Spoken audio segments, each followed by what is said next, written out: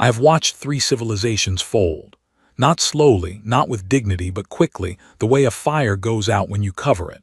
I watched the Keth surrender before our forward ships even reached weapons range.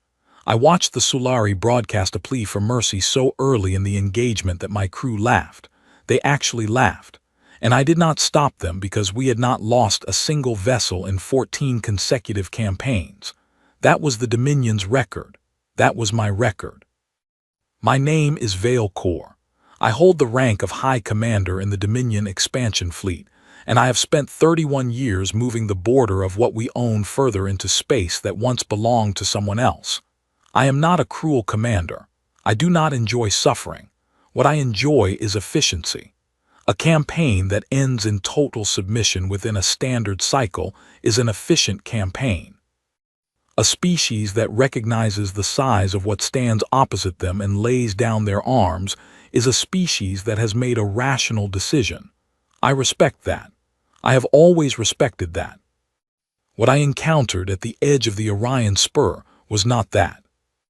Our charts listed the region as low priority, thin star density, no known advanced civilizations, one inhabited system of note, third planet from a yellow star, populated by a species our researchers called Terrans, bipedal, short-lived. Their recorded history barely stretched back 3,000 years. Their fastest ships could not match our slowest. Their weapons technology was described in our briefing files as developing, localized, non-threatening. The analyst who wrote that report is probably still employed. I imagine she has never stood on a bridge and watched what I watched.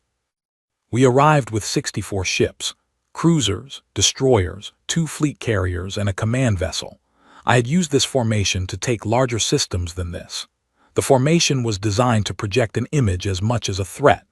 When a civilization saw 64 Dominion vessels hanging in their sky, the image alone usually did the work.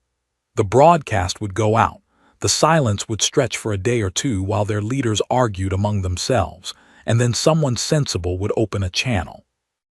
We sent the broadcast on the 4th hour after arrival. It was the same broadcast we always sent, translated into every known language spoken by the Terrans. It was a clear message. It listed our previous campaigns. It named the civilizations that had submitted and prospered under Dominion administration. It explained the alternative. It was not threatening in tone. It was simply factual. Fact can be more frightening than a threat sometimes. Then we waited. The first day passed without a response. The second day passed without a response. My fleet intelligence officer, a calm and experienced analyst named Cord Halley, told me this was unusual but not unprecedented. Some species needed time to process the scale of what they were facing. Some governments argued internally. Some simply had slow communication networks. I told him I agreed. I did not tell him that the silence was making the back of my neck feel strange. On the 3rd day, I walked the length of my command ship twice. I reviewed the star charts.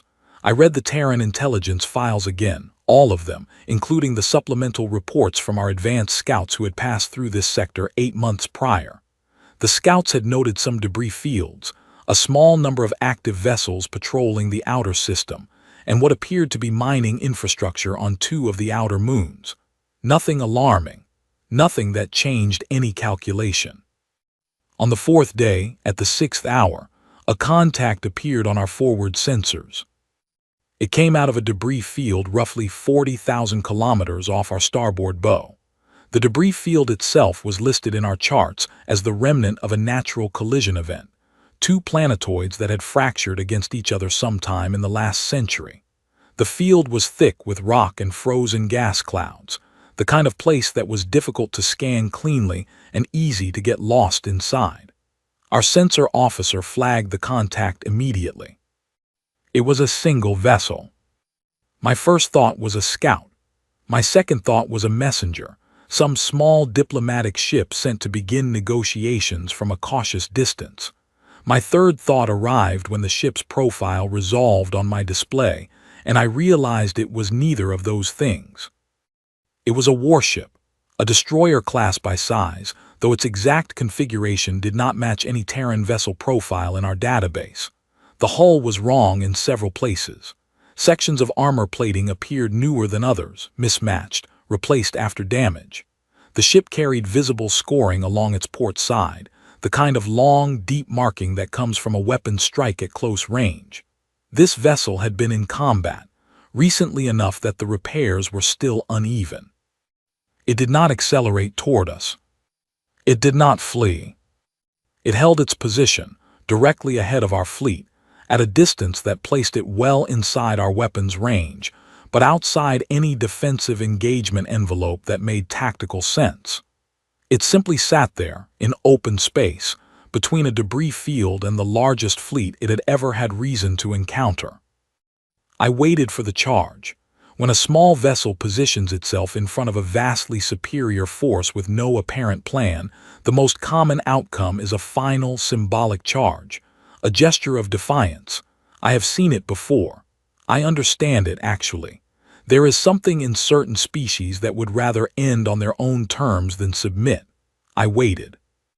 The charge did not come. Instead, a hail frequency opened. My communications officer looked up from her console with an expression I had not seen on her face before. She was not alarmed. She was uncertain, which is worse. She said the vessel was broadcasting on our standard command frequency, in perfect Dominion standard, with correct protocol formatting, as if the being on the other end had studied our communication procedures and simply decided to use them. I told her to put it through. The voice was clear, no distortion, no background noise of a crew in panic. It was a female voice, low and unhurried, and it carried the specific quality that some commanders develop after years of making decisions under pressure. The quality of someone who has already run the numbers and arrived at a place of strange calm on the other side of them. She said, "This is UES enduring. You are now in contested space. I suggest you reconsider." That was all. No threat, no list of forces waiting behind her, no passionate speech about her people's right to exist, no request for terms. Just a statement and a suggestion, delivered in the tone of someone giving directions. My bridge was silent. Cord Halley looked at me. My weapons officer looked at me. Even the young sensor operator in the far corner of the bridge had turned around in her seat. They were all waiting to see how I would respond to this, because none of them had a framework for it either. I had held the Dominion's record of unbroken forward motion for over 3 decades. I had never been told to reconsider anything by a single ship with a damaged hull and a crew that could not number more than 50. I looked at the vessel on my display. It had not moved. It was still there, sitting between us and everything behind it, and it gave no sign of moving. I sat down in my command chair. "Hold our advance," I said. Halley repeated the order to the fleet without comment. The 64 ships of our formation matched velocity and held position. Out in front of us, across 40,000 kilometers of space, the single battered warship did not react. It did not power up weapons. It did not shift position in either relief or preparation. It simply continued to exist in the same place, as if it had always planned to be there and saw no reason to change that plan. I stared at it for a long time. I do not use the word unsettled lightly. I have faced weapons that could split moons. I have received news that entire task forces under my command had been lost. I have looked at death from many angles, and none of them have unsettled me the way that single, quiet, damaged ship did in that moment, because it was not attacking me. It was not begging me. It was not even negotiating with me. It was simply refusing to move. And I had absolutely no idea what to do about that.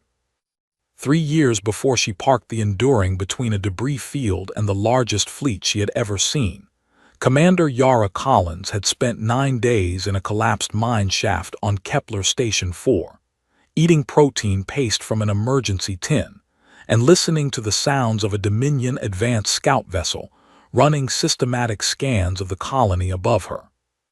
She did not panic in those 9 days. She planned.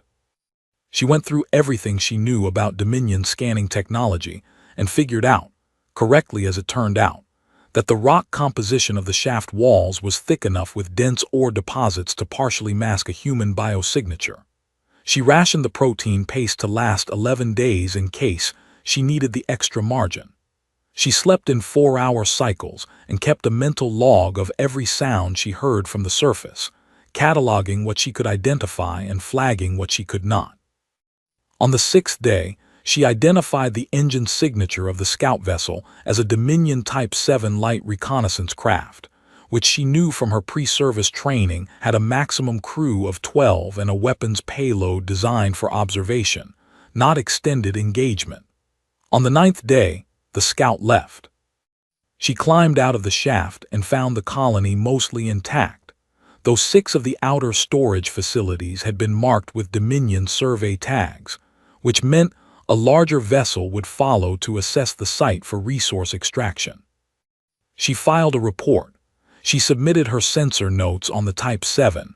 She requested that the outer system picket line in this sector be reviewed and reinforced. The request was acknowledged. It was not acted upon.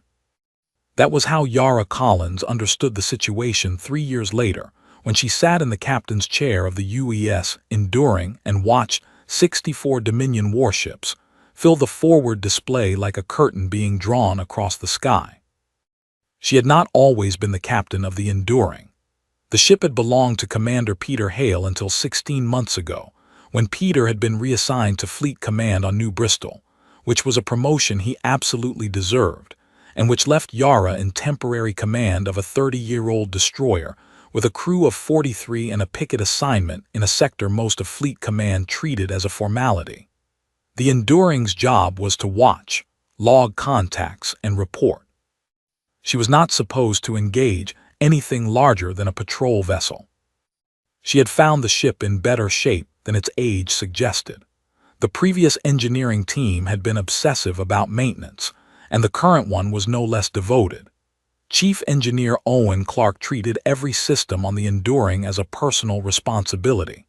He was 42 years old, originally from Cardiff, and he had the specific personality type that genuinely became happier when something was broken, because a broken thing was a problem with a solution. He had extended the life of the Enduring's primary drive coils by 14 months through a repair process. He invented himself and documented in a handwritten notebook he kept in his chest pocket. The weapons officer was Lieutenant Nora Vance. She had requested the posting. Her previous assignment had been on a heavy cruiser in the inner system, far from the frontier, well within established patrol zones where nothing happened and nothing was likely to happen. She had transferred herself out of safety on purpose. Yara had read her transfer request during the intake review and approved it without hesitation, because the reason Nora had given was simply, "I want to be closer to where the decisions get made." That was the kind of thinking Yara understood. The youngest crew member with a named station was Navigator Eli Ford, 24 years old. He had never been in a combat engagement.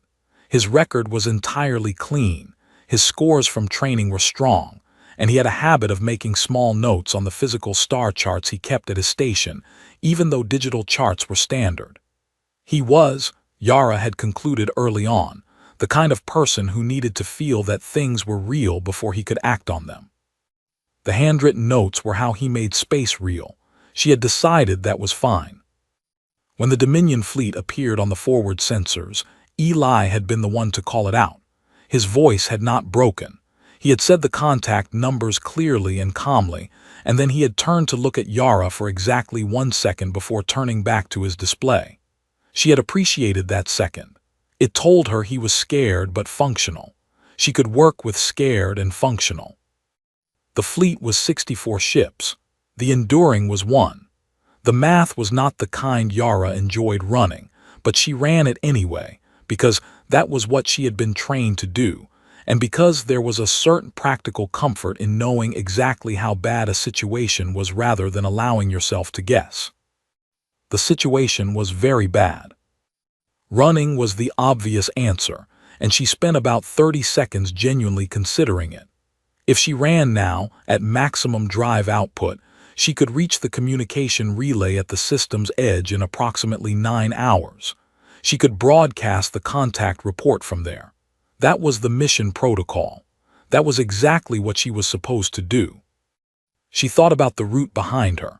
The inner colonies were 6 jump points deep, populated, unprepared. Fleet Command had reinforcements, but they were not positioned for rapid deployment to this sector because this sector was not supposed to need them. If she ran now and the Dominion fleet followed, it would not follow at her speed. It would follow at its own pace because it had no reason to hurry. It would reach the first junction point, and the second and the third, and by the time Fleet Command had assembled a response, the Dominion would be inside the defensive perimeter. She thought about 9 days in a mine shaft. She thought about survey tags on storage buildings. She thought about the way a civilization that had been doing this for 1,000 years moved when it had no reason to slow down. Then she stopped thinking about all of that and started working. "Nora," she said, "I want every active broadcast channel we have open and transmitting. Stack the signals. Make us sound like a command vessel coordinating traffic." Nora had looked at her for exactly as long as it took to understand what she was being asked to do. Then she said, "Yes, Commander," and began. "Owen," Yara said over the internal channel, "I need you to get into the debris field on our starboard side. There is a wreck in there, a Dominion ghost ship from the advanced scout wave about 8 months back. I need you to tell me if its core systems have anything left in them." Owen's voice came back with the specific energy he always brought to broken things. "I saw it on the scan, already thinking about it." "Eli," she said, "plot me a position inside the outer debris layer. Not through it. Just inside the edge where we can hold and where their sensors have to work hard to resolve us cleanly." Eli said plotting now, and his hands were already moving. Yara opened the Dominion command frequency. She had studied the protocol formatting from intelligence files. She keyed the correct authentication sequence, which was not difficult to replicate because the Dominion had been using the same base code for at least 40 years, which told her something about a civilization that had not faced a challenge worth adapting for in a very long time. She sent the hail. When the channel opened on the other end and she heard the quality of silence that meant someone on the other side was listening, she said what she had already decided to say before she sent the hail. There was no point in making it complicated. "This is UES Enduring. You are now in contested space. I suggest you reconsider." She closed the channel. The fleet did not advance. She allowed herself exactly 3 seconds to acknowledge that. 3 seconds was not very long, but it was enough. The fleet had held. That meant the voice on the other end had passed her words to someone with authority, and that someone had made a decision not to push forward, at least not immediately. It was not a victory. It was a pause, but a pause was something she could use. "Owen," she said, "tell me about the ghost ship." His voice came back from inside a maintenance crawlspace somewhere in the lower hull, and he sounded genuinely pleased. "The core is not dead. The primary drive is gone, but the reactor casing held. There is residual charge in the capacitor bank. Not enough to power anything, but enough to make a signature if we induce it from outside. I can rig a tether line and pulse it on a timer. Make it look like something in there is running quiet." "How long to set it up?" 4 hours if everything cooperates." "You have 3. A brief pause, right then. Yara looked at the forward display. The Dominion fleet was still there, still holding. She could see the scout ships at the edge of the formation beginning to shift their positions, small adjustments, the kind of movement that meant someone was thinking about sending them forward to investigate. She had 3 hours, roughly, before this became a different kind of problem. She intended to use all 3 of them. The debris field was dense enough to obscure thermal readings, and with the enduring position just inside the outer layer, their hull temperature would blend with the irregular heat signatures coming off the rock fragments around them. It was not perfect concealment. It was enough concealment. There was a difference, and she had learned to work in the space between those two things. She pulled up the intelligence files on Dominion tactical doctrine, while Nora continued to layer the broadcast signals, and Eli quietly confirmed their new position in the field. The files were not comprehensive. They were assembled from observation reports, recovered fragments of Dominion communication intercepts, and accounts from the two species that had encountered the Dominion before losing contact entirely. Reading those accounts was not comfortable, but Yara had read uncomfortable things before. What struck her was the pattern. The Dominion did not improvise. They had a sequence and they followed it because the sequence had always worked.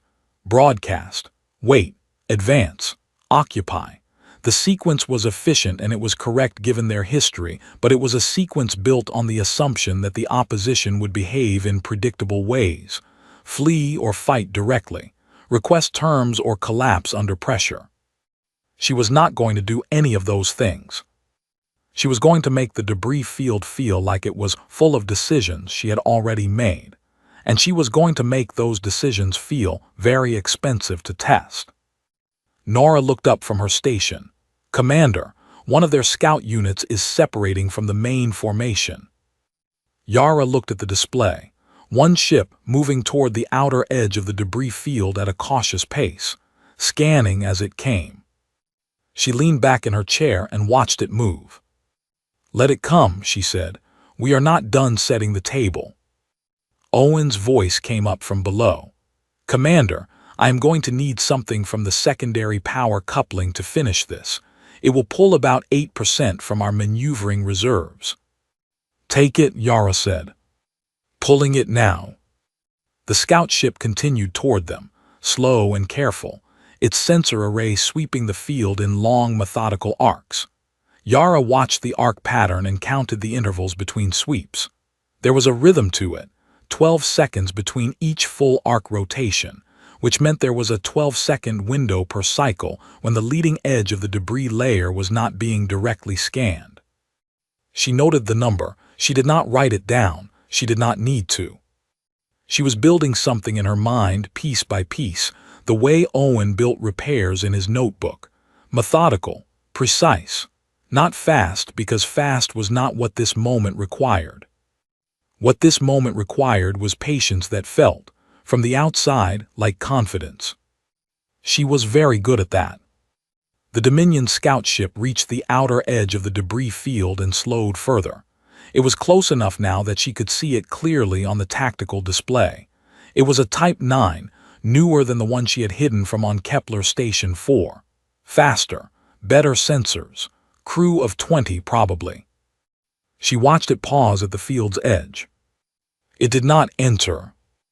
And in that moment, looking at the hesitation of a Dominion scout ship that had surely been ordered forward by a commander with 63 more ships behind him, Yara Collins understood something important.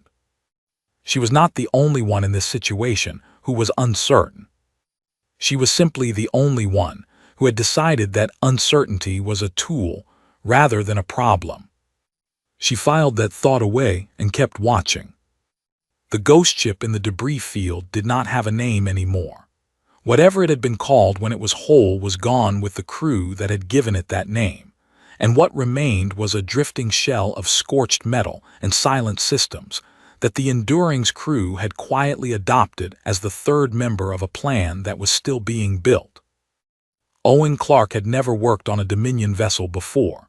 He had studied them in passing, the way any engineer studied the hardware of a potential adversary, skimming technical profiles in spare moments and noting the design choices that were different from human engineering philosophy. The Dominion built for mass and endurance. Human ships were built for speed and adaptability. You could see it in the way the components were arranged. Dominion hardware was dense and layered, built to keep working after serious damage. Human hardware was lighter, more modular, easier to replace. He had pulled himself through a narrow breach in the ghost ship's hull via a tether line, moving hand over hand in the zero-gravity silence of the debris field, with a handheld sensor unit strapped to his forearm and a tool bag clipped to his belt. The breach was small enough that he had to angle himself sideways to fit through it, and he had scraped his left shoulder against the torn metal edge and not particularly cared because there was no time to care. Inside, the ship was dark except for the emergency indicator light on his suit and the faint amber glow from the one system that still had power, the capacitor bank. It sat in the engineering section, 3 decks below the breach, and Owen had navigated to it by feel and memory and the rough structural schematics he had pulled from the intelligence files on the way out. The capacitor bank was a row of thick cylindrical units, each about a meter tall, mounted in a frame that ran the length of one wall. They were designed to store electrical charge for the drive systems, and most of them were depleted. But 3 were not. 3 still held residual charge from whatever the ship had been doing in the last moments before it was abandoned, and those 3 were enough. He had rigged a pulse trigger using components from his tool bag and a length of conductive wire he had unspooled from a wall panel. The trigger was set to fire in a repeating cycle. Charge pulse, pause, charge pulse, pause, irregular enough to suggest a system running at low power, regular enough to produce a consistent sensor return. It was, he thought, a convincing impression of a powered vessel in minimal standby mode, which was exactly what they needed anyone scanning the field from outside to think they were seeing. He had finished with 11 minutes to spare. Back on the Enduring, he had reported completion to the commander and then gone directly to the drive coupling that needed attention. Because the 8% he had pulled from the maneuvering reserves had put a small stress on the secondary distribution line, and a stressed line was a line that would eventually fail, and Owen Clark did not allow lines to fail on his ship. The ship was his in the way that it was not quite anyone else's. The commander commanded it. The crew operated it. But Owen kept it alive, and that was a different kind of ownership, quieter and more constant.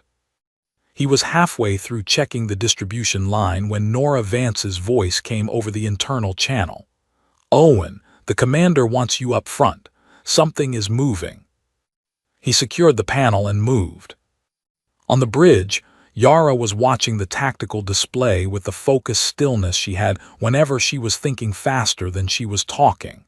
The Dominion scout ship that had been hovering at the edge of the debris field was now moving, not away from the field, into it. "It entered the field 40 seconds ago," Nora said, "moving slowly. Sensor sweeps are active." Yara looked at Owen when he arrived. "The pulse trigger. What is the broadcast interval?" 9 seconds on, 4 off with a 2-second variance built in, he said. "Random variance. It will not repeat the same pattern twice in a row."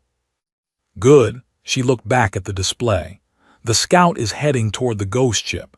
It will reach sensor proximity in approximately 12 minutes. Owen understood immediately. If it gets close enough to resolve the signal clearly, it will see the source is a dead hull. The trick ends. "Yes," Yara said. "So we need the trick to do something before that happens." She explained what she needed. Owen listened. He asked one question. "How much charge is left in the capacitor bank after I fire the pulse trigger manually at maximum output?" "I would estimate about 20% of what we used for the timer setup," he said. "Not a lot, but enough for one full discharge if we trigger all 3 capacitors at once instead of cycling them. Enough to create an electromagnetic burst." Owen thought about it properly. The burst would be significant, probably within a radius of 400 to 500 meters. It would not penetrate heavy shielding. He paused. But a scout ship at close range with its sensor arrays fully deployed, those arrays are not shielded on the sensor ends. They cannot be. Shielding blocks the signals they are trying to read. If the arrays are active when the burst fires, the overload would cascade backward through the sensor system. The scout would be effectively blind for a considerable amount of time. Yara nodded. "How long?" 30 minutes, possibly 40. The components are not ones they carry spares for on a scout vessel. They would have to return to the main fleet for repair. Can you trigger the full discharge remotely from here? I can if the tether line is still connected. Is it? He checked his suit's connector status on the panel beside the bridge door. Yes. Then I need you to watch the scout's position on the display and fire the full discharge at the moment it reaches maximum sensor range of the ghost ship. Not before. Not after. The moment its arrays are pointed directly at the source. Owen looked at the tactical display. The scout was moving at a measured pace, sweeping as it went. He tracked its vector. He calculated the range at which its sensors would be focused most tightly on the ghost ship, the point of maximum signal resolution, which was also the point of maximum vulnerability for an array receiving a sudden burst. I will need a countdown from Eli, he said. Eli Ford at the navigation station had been listening. He was already plotting the scout's speed and trajectory. I can give you a 60-second warning and a 10-second countdown, he said without being asked. That works, Owen said. He went to the tether control panel at the rear of the bridge and stood in front of it with his hand near the manual discharge trigger. The bridge was quiet. Everyone was watching something. The display, their own instruments, the slow progress of a Dominion scout ship through a field of broken rock toward a dead ship that was pretending to breathe. 9 minutes passed. Eli said, 60 seconds. Owen placed his hand on the trigger, not pressing it, just there. On the display, the scout continued its approach. Its sensor sweeps had shortened in interval, which meant it was focusing. It had found something to look at. The ghost ship's pulse signal was drawing it in, which was the plan, and the plan was working, which was the only part of this situation that Owen found comforting. 30 seconds, Eli said. Yara had not moved from her position. She was watching the display with the same expression she had when she listened to something she had not decided about yet. 10, Eli said. 9, 8, 7, 6, 5, 4, 3, 2, 1. Owen pressed the trigger. The tether line carried the discharge signal in under a second, and 3 capacitors that had been waiting to do something for 8 months did it all at once. On the display, the scout ship went from an active scanning pattern to a full stop in about 2 seconds. Its sensor returns, which had been regular and strong on Nora's monitoring display, simply ceased. The ship was physically intact. It had not been struck. Nothing visible had happened to it. It had simply lost the ability to see. The bridge was quiet for a moment. Then Eli said, very carefully and with evident effort to keep his voice neutral, "The scout is not advancing. It has stopped moving." Owen checked the tether line status. The connection was still live, but the capacitors were spent. The ghost ship was dark again, properly dark this time, nothing left to power. It was just wreckage now, which was all it had ever been, but it had been useful wreckage, and Owen felt a small and genuine respect for it. "The scout is reversing course," Nora said. "It is moving back toward the main fleet." On the Dominion fleet's command bridge, Veilcore was staring at a scout ship that had entered a debris field, lost all sensor function from an unknown source, and was now limping back to the formation with its arrays offline. His fleet intelligence officer Cord Halley was standing beside him, and for once, Halley had nothing analytical to offer. He was just watching the same display. Veilcore said quietly, "Open a direct channel to the Terran vessel." The channel opened. He was careful about his tone. He had built 31 years of a career on being careful about his tone. He said, "I would like to speak with your commanding officer." Yara's voice came back immediately, as if she had been waiting for him. Speaking. There was a pause that Veilcore chose to use deliberately. "You are aware," he said, "of the size of this fleet." "I am," she said. "You are aware of what we have done to civilizations, far more prepared than yours." "I have read the files," she said. "Yes." Another pause. He was making a calculation, and he knew she knew he was making it, and he suspected she had already calculated what his calculation would produce, which was an unsettling suspicion to have about someone commanding a single worn-out ship. He said, "How many vessels do you actually have in this system?" There was a beat, exactly the right length of beat, not too long, which would suggest she was lying, not too short, which would suggest she was not thinking. She said, "Enough." He closed the channel. Cord Halley beside him said, "Commander, I have to advise that from a pure intelligence standpoint, we cannot confirm the presence of any additional vessels in this system beyond the one. The debris field is complicating our scans, but the mass readings do not suggest." "I know what the mass readings suggest," Veilcore said. He said it without sharpness. He was not angry at Halley. Halley was correct. The mass readings probably told the truth. The single ship in front of them was probably alone. Probably. He looked at the display. He thought about the scout ship, currently being guided back through the formation with its sensor arrays down. He thought about the ghost ship signal that had drawn it in, the signal that had appeared and then conveniently vanished, as if whatever was producing it had decided it had done its job. He thought about the command frequency, correctly formatted, perfectly timed. He thought about the voice that had delivered one sentence, and then waited with the patience of something that had already decided to be there regardless of what he did. He thought about 31 years of campaigns against civilizations that had all behaved in ways he could understand.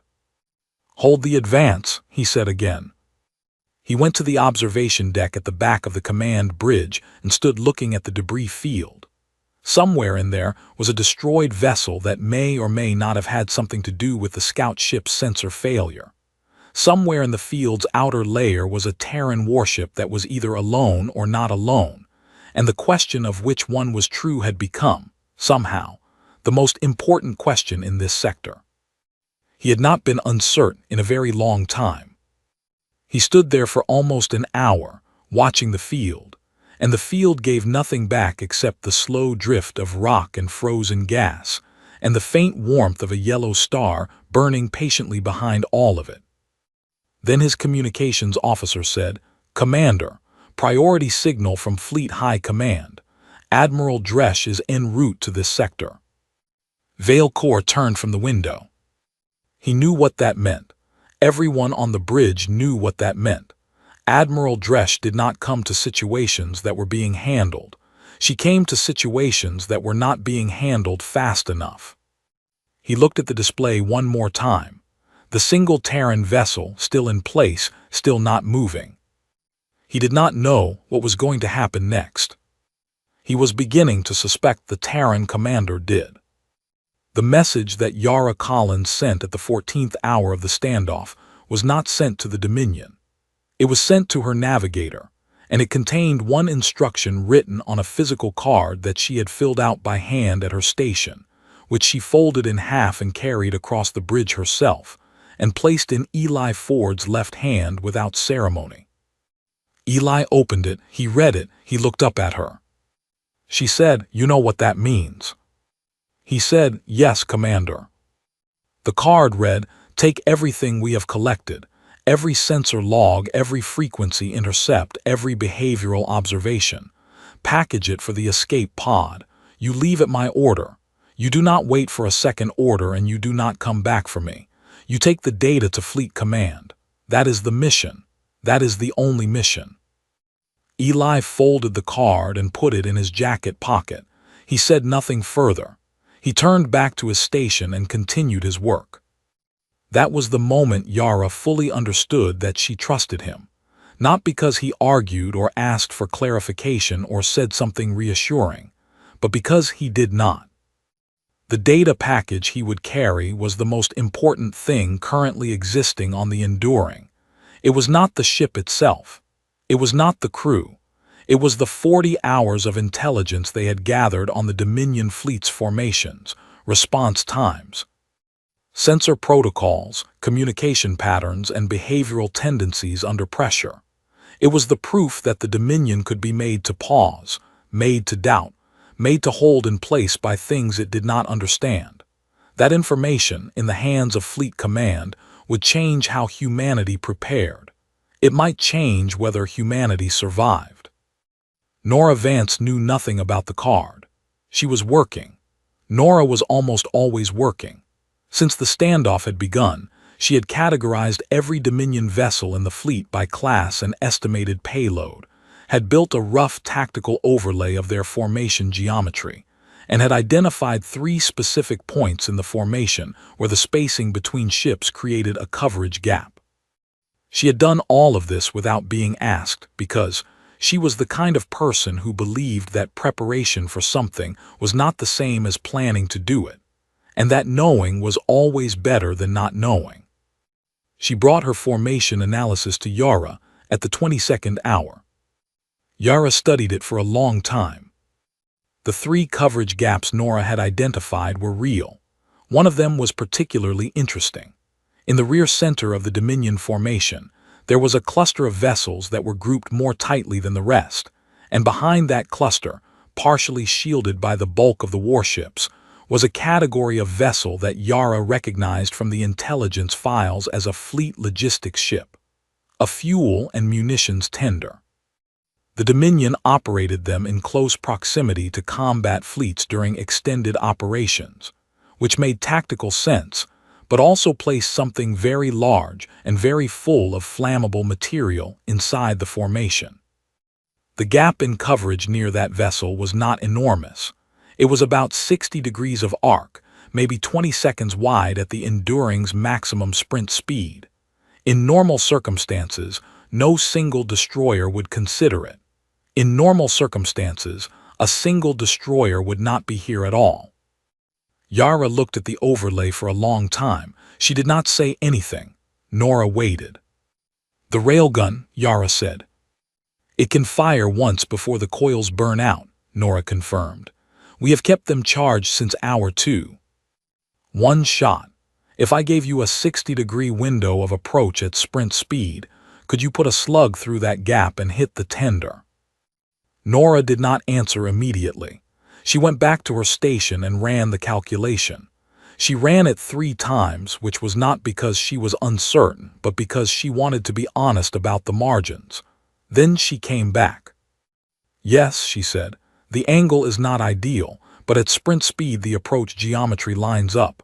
1 shot, I can make it." Yara nodded. She did not say anything else about it, not yet, because there was one more piece of information she needed, and it arrived at the 28th hour when Nora intercepted a Dominion internal signal that Owen, who had been teaching himself rudimentary Dominion signal protocol from the intelligence files in his spare moments, was able to partially translate. Admiral Dresch was not just en route. She was less than 30 hours away, and the signal's tone suggested that she had already been briefed on the situation and had already decided the approach she intended to take, which, based on what Yara knew about Dresch from the intelligence files, was going to be very different from Veilcor's approach. Veilcor had held. He had paused.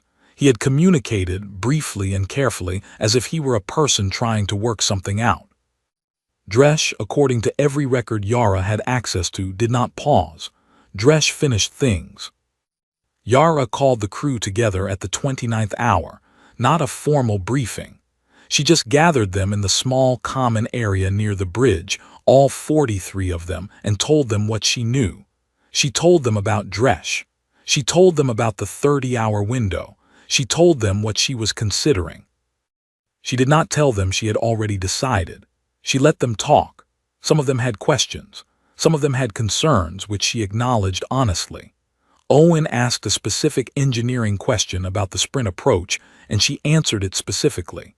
Nora stood quietly to the side with her arms folded, which Yara recognized as Nora's settled posture, the one she had when she had already made up her mind and was waiting for the rest of the room to catch up. At the end, she said, "I am not ordering anyone to agree with this. I am telling you what I am going to do. If you believe the escape pod is the better use of your time at that moment, I will not fault it." Nobody moved toward the pod. She had not expected anyone to, but she had meant what she said, and they had heard that she meant it, and that was the thing that kept them in the room. She sent Eli to prepare the data package at the 30th hour. He worked through the night cycle on it, meticulous and thorough, organizing the sensor logs in sequence and adding a handwritten summary on 3 sheets of paper from his personal note supply, because he wanted whoever opened that pod to understand the context before they touched a display. At the 31st hour, Nora confirmed that the Dominion fleet had shifted slightly in formation. Not an advance, an adjustment. The kind of preparation a fleet made before a senior commander arrived and changed the orders. At the 32nd hour, Yara sat alone on the bridge for 20 minutes in the quiet of the ship. She was not afraid. She had been afraid before. She knew what fear felt like, and this was not it. This was something quieter and heavier, the specific weight of a decision that had already been made and was now simply waiting for the moment to arrive. She opened the ship's log and recorded a complete mission report. She spoke clearly and without hurry. She named every crew member and their contribution. She described every decision she had made and the reasoning behind each one. She described the Dominion fleet in detail, the formation patterns, the behavioral signals, the specific pause that had told her that uncertainty was possible even in something as large and confident as a 1,000-year empire. She described the ghost ship and what Owen had done with it. She described the scout ship and the moment it had gone dark. She described Veilcor's voice on the open channel, which had been, she said in the log, the voice of someone who was starting to think for the first time in a very long while. She said, "I do not know how this ends for this ship. I know how I intend it to end for everything behind it. That is enough." She saved the log to the escape pod's data package. At the 33rd hour, Eli came to the bridge and said the package was ready. At the 34th hour, Nora reported that the Dominion formation was reconfiguring, not a patrol shift, an advance formation. Dresh had arrived early. Yara looked at the display. The 64 ships were moving, not fast, not yet, but the geometry was changing.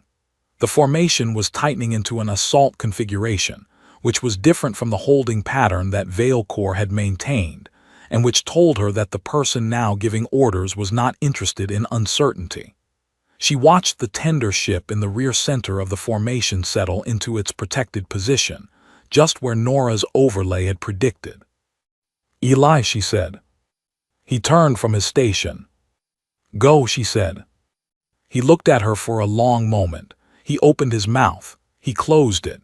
He picked up the physical star chart from his station, the one with the handwritten notes, and he put it very carefully into his jacket.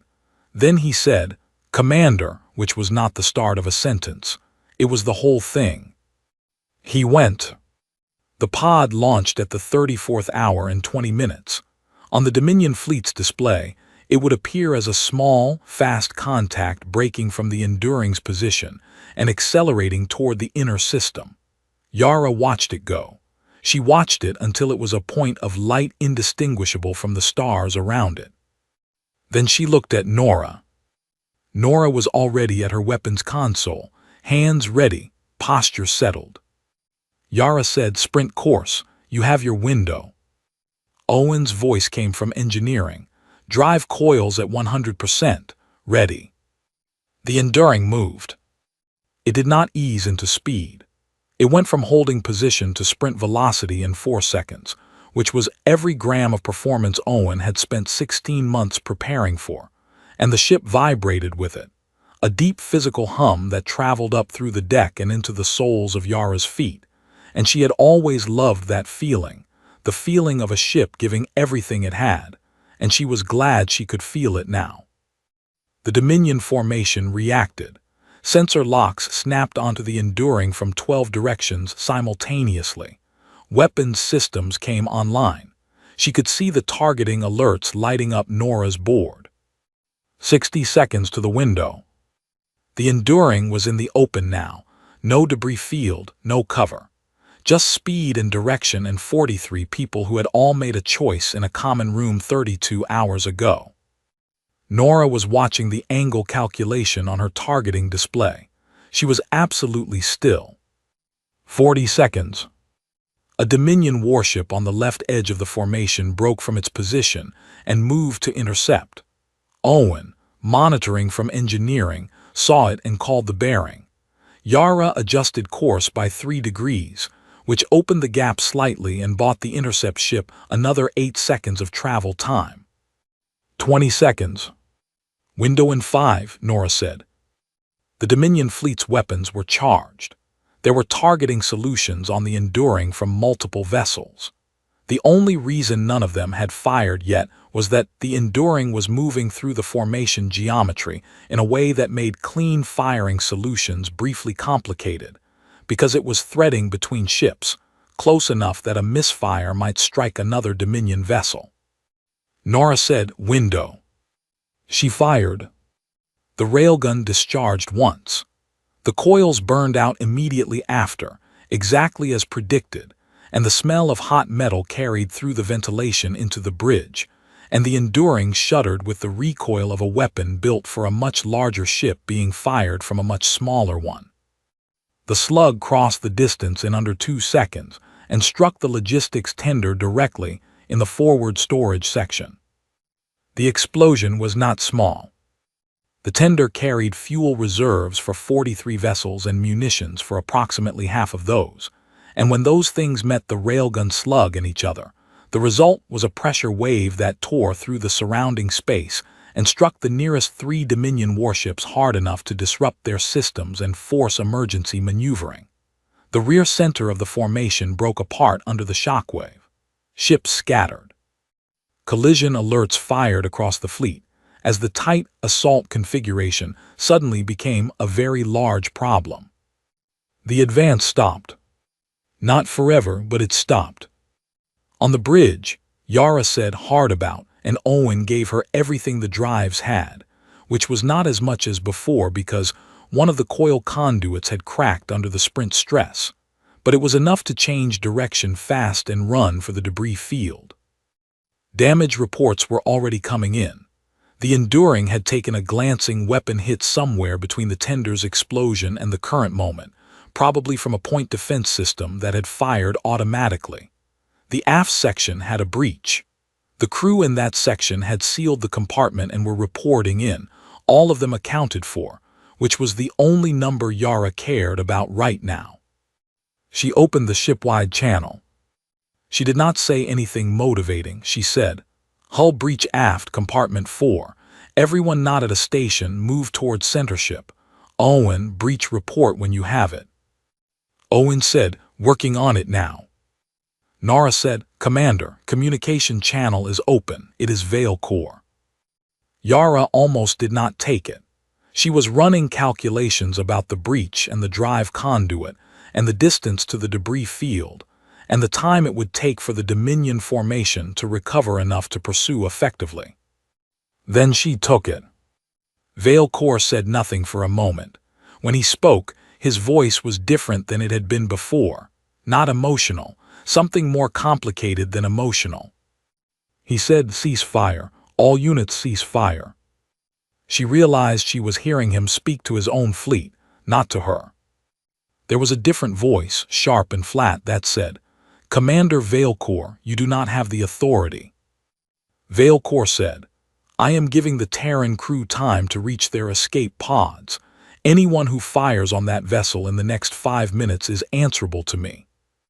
The sharp voice said, "You are relieved of command, Veil Core." Veil Core said, "Yes." He did not say it with defeat. He said it the way someone says something they have already accepted. Then the channel was silent except for the background noise of a fleet that had been ordered to stop and was, for the moment, stopping. Yara did not slow down. She did not know how long 5 minutes was going to last. She ran for the debris field at maximum available speed, and she did not look back. The crew reached the sealed compartments. The breach was sealed by Owen inside of 3 minutes, working alone, with 2 clamps and a patch kit, and the specific calm of someone who had spent 16 months making sure he was ready for exactly this. The Enduring reached the outer edge of the debris field. Yara cut speed as they entered, threading between the rocks, feeling the ship respond even with the cracked conduit. Still alive, still moving, still hers. She did not know what was happening behind her. She would not know for some time. She took a breath. Outside, the stars were the same as they had always been. They brought me to the tribunal on a transport vessel that smelled of recycled air and cleaning chemicals, the specific smell of a Dominion administrative facility that has been in continuous operation for too long. I had been in rooms like this before, many times, always on the other side of the process. Always the one whose report was being considered, whose campaign record was being reviewed, whose efficiency ratings were being cited as examples. I sat down at the tribunal table, and I placed my hands flat on the surface, and I looked at the 7 members of the judicial panel of the Dominion Expansion Authority, and I told them the truth. I told them that I had served the Dominion for 31 years with complete commitment, and that I had never previously doubted a standing order, and that I had, at the engagement at Orion Spur Sector 7, issued an unauthorized ceasefire command that directly contravened the orders of Fleet Admiral Dresch, and that had, in operational terms, allowed the crew of a hostile vessel to escape an engagement that should have concluded in the vessel's capture or destruction. The panel chair, a gray-haired official named Prosecutor Aldrin, asked me why I had done it. I had prepared an answer for this question. I had thought about it for a long time, in the transport vessel, and before that in the holding facility, and before that in the hours after I gave the order, standing on the observation deck of my command ship, watching a battered destroyer disappear into a debris field while Dresch's voice told me I was finished. I said, because I had learned something from the crew of that vessel that I believed was more important than destroying it. Aldrin said, "What had you learned?" I said that this campaign was a mistake. There was a silence in the tribunal room. I did not let it grow too long. I said, I have taken 3 civilizations. I have overseen the submission of 11 others. I have never lost a campaign, not because I am exceptional, but because the Dominion's method is correct for civilizations that respond to it. Broadcast, wait, advance, submit. The method works because most civilizations, when they see what we are, do the rational thing. They calculate the odds and they adjust their behavior to match the calculation. Aldrin said, and the Terrans did not. The Terrans, I said, did not calculate the odds in the way we expected. They calculated what the odds meant about us. I paused to make sure I was saying this correctly, because I had been thinking about it for a long time and I wanted to say it right. The commander of that vessel was not holding her position because she thought she could win. She was holding her position to see what we would do when we did not win immediately. She was testing something about us, not the other way around. The panel was quiet. She found what she was looking for, I said. We held, we paused, we communicated. I communicated with her. And in communicating with her, I gave her exactly the information she needed, which was that we were capable of being made uncertain. That a single vessel with the right approach could buy time. That time was purchasable. She sent that information out in her escape pod before she ever moved against our fleet. The attack on the logistics tender was not the primary operation. It was the secondary one. The primary operation was the data her navigator was carrying when the pod launched. Aldrin said, "You are describing a commander who used your hesitation against you." Yes, I said, I am describing exactly that. And you gave her the hesitation. Yes. Why? I thought about the question for a moment. Because she earned it, I said. That answer did not go over well. I had not expected it to. But it was the honest answer, and the tribunal was asking for honesty, and if I was going to be removed from service, I was going to be removed for what I actually believed rather than for a version of events I had softened to protect myself. Aldrin asked me to explain what I meant by earned. I said, she put a single ship between her people and a fleet. She did not do it because she thought she could stop us. She did it because she understood that time was a weapon, and that she was the only instrument available to buy it. She was prepared to lose everything to create a delay that would save something larger. I have never encountered that before. In 31 years, I have never seen a commander accept personal loss so completely in service of a larger calculation. Most commanders, even good ones, are making decisions with some part of their mind reserved for their own survival. She had removed that reservation entirely. I paused. When I saw that, I said, I stopped being certain that we were correct. Aldrin said, correct about what? About this campaign, I said. About the Terrans. About what we do when we encounter something that does not follow the expected pattern. I looked at the panel. We have a method. The method works. But the method only works on species who do not have someone like her. And the Terrans have her and probably have others like her. And if we continue this campaign with the assumption that they will eventually behave like the species we have encountered before, we will be wrong in ways that are very expensive. The campaign had, in fact, stalled. I knew this. The panel knew this. Everyone in the room knew this. The Enduring's data package had reached Fleet Command and Fleet Command had used it. The inter-system defenses had been repositioned. The Dominion's second advance, led by Dresch after my removal, had encountered 3 engagements in the outer system that cost them vessels they had not expected to lose. Dresch was still pushing, but she was pushing slowly now, cautiously, which was not Dresch's nature and which told everyone watching that something had changed. 2 years had passed since the standoff. 2 years of a campaign that was supposed to take 3 months. The panel knew what the tribunal report would be used for. There were factions within the Dominion government that were arguing for negotiation. The concept was almost without precedent. In 1,000 years, the Dominion had not negotiated a boundary.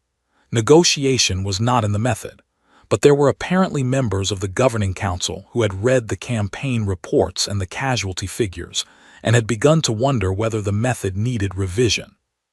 My testimony was part of that argument. I did not know which way it would go. Aldrin asked me one final question. He asked whether, given the outcome of the campaign and the costs incurred, I regretted giving the ceasefire order that had allowed the Enduring's crew to escape. I thought about it genuinely, not for long. I said no. He asked me why. I said, because the order was correct. I had information that the crew of that vessel had earned the right to survive, and I had information that their survival was important beyond the immediate engagement, and I acted on that information. The fact that acting on it ended my career does not change whether it was correct. He wrote something down. The panel wrote things down. The room was quiet except for the administrative sounds of a process reaching its end. I was held for a further 18 months, during which time the Dominion entered preliminary boundary negotiations with the Terran Federation. It was the first such negotiation in Dominion history. The talks were slow and difficult, and I followed their progress from the reports that were made available to me, which were limited but sufficient to understand the shape of what was happening. The Terran negotiators were organized, well prepared, specific about what they wanted and clear about what they were offering in return. They were not naive and they were not afraid, and they treated the process as a transaction between parties of comparable standing, which was, from the Dominion's perspective, a genuinely new experience. I read that the senior Terran negotiator had served in the outer system defense and had been involved in several of the engagements during the campaign's second phase. I did not know his name. I thought about Yara Collins occasionally and wondered whether she was among the people in those rooms, whether her voice was among the voices shaping what came out of the talks. I hoped it was. I was released from holding at the 2-year mark. Not exonerated, released. The Dominion does not often admit that a punishment was incorrect. They simply stop continuing it. I was given my personal effects, which were few, and a transport assignment back to the inner Dominion systems, and I was told that my service record had been archived rather than expunged, which was the administrative equivalent of being put in a drawer rather than thrown away. I requested, on my last day in the facility, access to the astronomical records for the Orion Spur sector. The request was approved after a day's delay, which I suspected involved someone somewhere deciding whether to approve it, which told me the name of the sector had acquired a significance it had not previously had. I looked at the star charts. I found the yellow star at the center of the Terran system. It was still there. Of course it was. Stars do not move in 2 years. They barely move in 2000. But there was something I needed to confirm by looking at it, which was not a rational need, and I did not examine it too closely. I thought about a debris field and a battered hull and a voice that had said, in the tone of someone who had already run the numbers and found a different kind of calm on the other side of them, "I suggest you reconsider." I had reconsidered, not immediately, not willingly. But the reconsideration had happened, and it had started in that moment, and it had led here to this room, to this view of a chart, to a career that was over and a campaign that was not. The Dominion would expunge my commendations. They would remove my name from the campaign records. They would attribute the advance and its outcomes to other commanders, which was their right and their method, and I had no argument with it. But the star was still there. I had not put it there. I had not saved it. I had done almost nothing that day except hold my fleet in place for reasons I could not fully explain even to myself, and then later, once, given a ceasefire order that lasted 5 minutes and cost me everything I had built. But the star was still burning calmly in the charts in front of me, and behind it, on a planet I had never visited and now likely never would, there were people who were alive because a commander named Yara Collins had parked a worn-out destroyer between them and a fleet, and had asked that fleet, politely and without apparent concern, to reconsider. I closed the chart. I picked up my personal effects. I walked out into the corridor and found the transport that was waiting to take me somewhere smaller and quieter than the life I had known, and I thought, as I walked, that there were worse things than being the commander who had stopped. There were commanders who had never thought to. The transport bay doors were open. The ship beyond them was a standard civilian carrier, nothing impressive, nothing that would draw attention. I was one of 20 passengers. No one knew my name. No one on that ship had any reason to look at me as anything other than a middle-aged man carrying a bag. I found my seat. I looked out the small porthole as the transport cleared the station and entered open space. Somewhere behind me, in the direction I was leaving, a yellow star continued to burn. She had made sure of that. I believed that was enough.